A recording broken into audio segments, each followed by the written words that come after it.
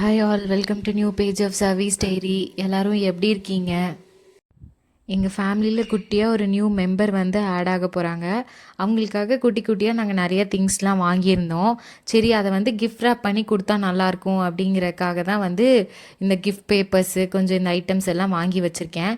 ஒரு டிஐவை மாதிரி நம்மளே வந்து அதை ஒரு பவுச் மாதிரி பண்ணி கிஃப்ட் பேக் பண்ண போகிறோம்.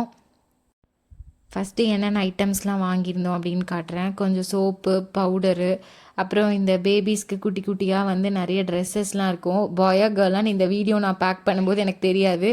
ஸோ காமனாக இருக்கிற மாதிரி தான் வந்து ட்ரெஸ்ஸஸ் எல்லாம் சூஸ் பண்ணி வாங்கியிருந்தேன். எங்களோட அந்த நியூ ஃபேமிலி மெம்பர் வந்து என் தங்கச்சியோட பேபி தான். ஸோ அவளுக்கு டெலிவரி டேட் வந்து அந்த அன்னைக்கு தான். நான் மார்னிங் ஊருக்கு கிளம்பும்போது தான் இதை பேக் பண்ணிருக்கேன்.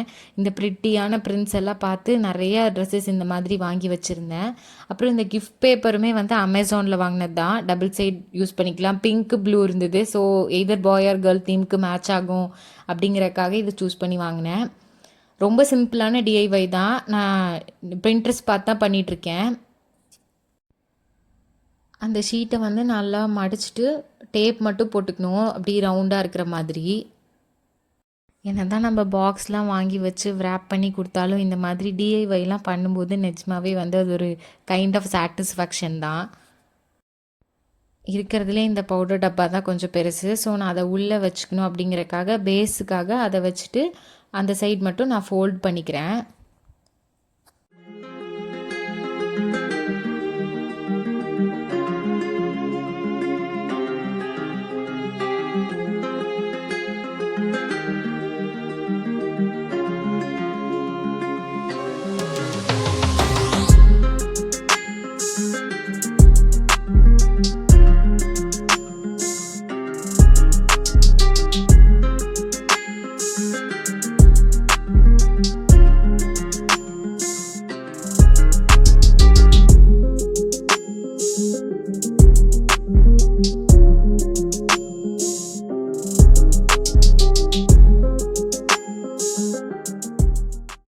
சூப்பராக வந்து ஒரு குட்டி பவுச் மாதிரி ரெடி பண்ணியாச்சு. இப்போ அதுக்குள்ளே நம்ம வாங்கி வச்சுருக்க திங்ஸ் எல்லாத்தையுமே வந்து ஒன்று ஒன்றா உள்ளே போட்டுற வேண்டியது தான்.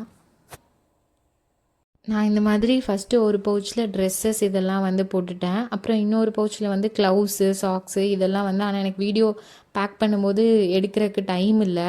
இதே மாதிரி பிங்க்கில் இன்னொரு கிஃப்ட் வந்து ரேப் பண்ணி கொஞ்சம் திங்ஸ் அதுலேயுமே போட்டு 2 பேக் மாதிரி ரெடி பண்ணி கொடுத்துருந்தேன். சூப்பராக வந்திருக்கு பாருங்கள். அது கூட வந்து க்யூட்டாக வந்து ஒரு ஹேண்ட் ரிட்டன் நோட்ஸ் கொடுத்தா நல்லாயிருக்கும் அப்படின்னு தோணுச்சு. மேபி அது பொண்ணா பையனான்னு எனக்கு தெரியல. நீ பெருசாகி பார்க்கும்போது நீ கண்டிப்பாக ஹாப்பியாக ஃபீல் பண்ணுவ.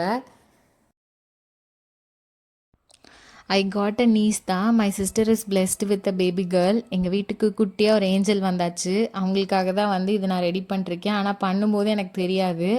பட் அதுக்கப்புறம் அன்றைக்கி ஈவினிங் தான் தெரிஞ்சுது எங்கள் வீட்டுக்கு ஒரு குட்டி ஏஞ்சல் வந்திருக்காங்க. நீ பெருசாகி பார்க்கும்போது பெரியம்மா இதெல்லாம் உனக்காக பண்ணியிருக்கா அப்படின்னு நீ ஹாப்பியாக ஃபீல் பண்ணுவேன் நான் நம்புகிறேன். பார்த்த எல்லாருக்கும் தேங்க்ஸ் ஃபார் வாட்சிங்.